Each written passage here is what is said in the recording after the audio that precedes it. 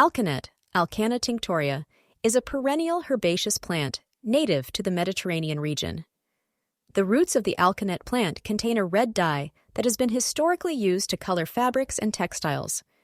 Alkanet root has been used in traditional medicine for its potential anti-inflammatory and wound-healing properties. Alkanet produces clusters of small, funnel-shaped flowers that can range in color from deep blue to purple-red. Alkanet is also known by various names, including Dyer's Bugloss and Spanish Bugloss.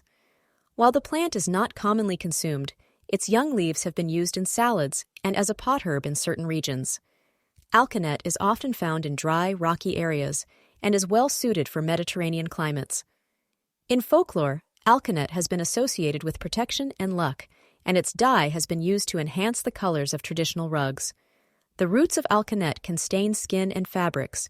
It's important to exercise caution and consult reliable sources before using it for any purpose. Alkanet has been used for centuries as a natural dye in the textile industry, particularly in the production of red and purple dyes.